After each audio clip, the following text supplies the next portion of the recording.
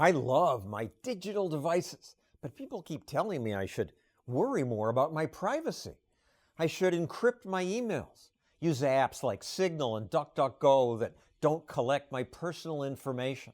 But if I do that, I'd lose some good things. I like it that web companies know me and direct me to things I'm interested in. I even like it that they know where I am, so they can show me things like restaurants near me. So, privacy? Americans, by and large, don't care.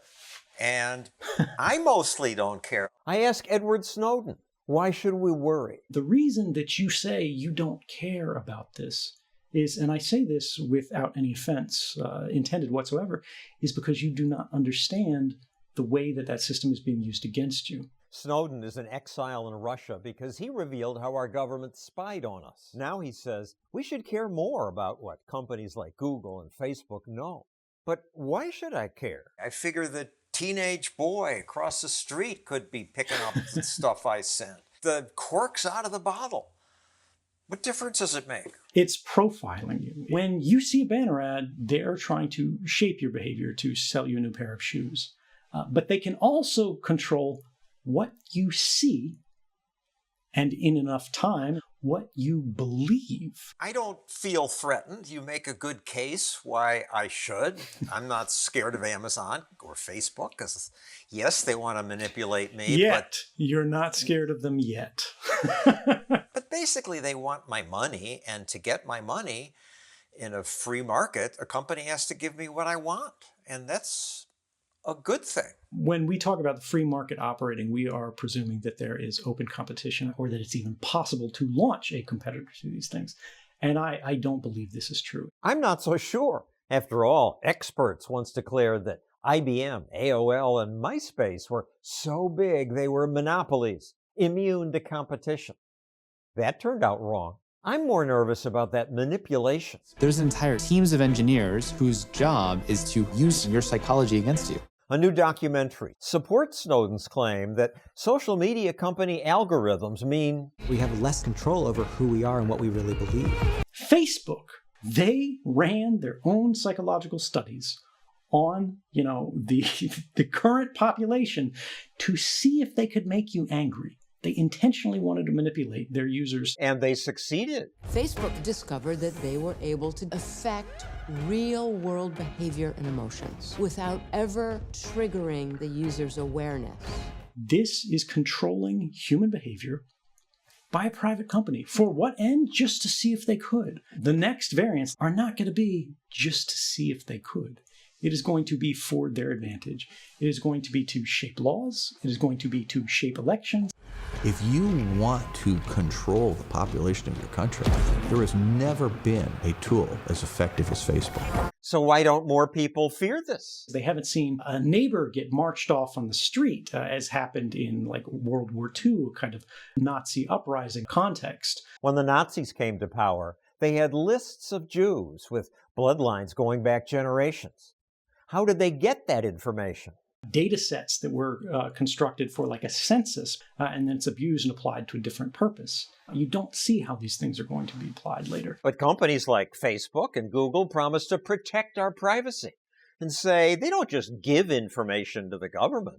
People have legitimate concerns. But America's former NSA deputy director points out The companies, we compel them to provide information. the FBI uses secret subpoenas to grab our data. If Google's got it and Facebook has it, why is it so much worse that our government has it? Well, the difference is Google can sell you a different pair of shoes on the basis of what it knows about you, right? The ads that it places on the side of your bar. But they can't put you in jail. They can't bomb you, right? The government can, and for a lot of people, the government does. When asked about our lack of privacy on the internet, Eric Schmidt, Google's former CEO, gave this creepy answer. If you have something that you don't want anyone to know, maybe you shouldn't be doing it in the first place. The problem that I have with this, I like Snowden's response, is that we should have to constrain our intellectual curiosity and even, frankly, our weirdnesses, because we could potentially someday be judged on the basis for it, even if we have done nothing wrong, even if it wasn't strange, because the definition of what is wrong is constantly changing. We may say we feel free living within the boundaries of what's legal. But laws change, social mores change, the norms shift. Who decides what is normal, what's acceptable, and what's not? In a free society, we are allowed to be different. And once we are entered into this system, where everything we've ever done, everything we were ever interested in, everything we've ever bought, everywhere we've ever gone, everywhere that we have, or anyone that we have ever talked to, is instantly captured at the moment it happens and memorialized in some database somewhere just waiting to be used. It will be used. Maybe I should rethink how I use my phone, because Snowden points out that what I say here is not secure. Your phone tries to reach this other person, wherever they are in the world. It has to go through the Starbucks that you're sitting at, through their internet service provider, through a data center. Any one of these points, anybody sitting on that line can snatch a copy of the conversation. But we can stop that by encrypting our data. WhatsApp went customers promising that. But then Facebook bought WhatsApp, and after that announced it'll share WhatsApp data.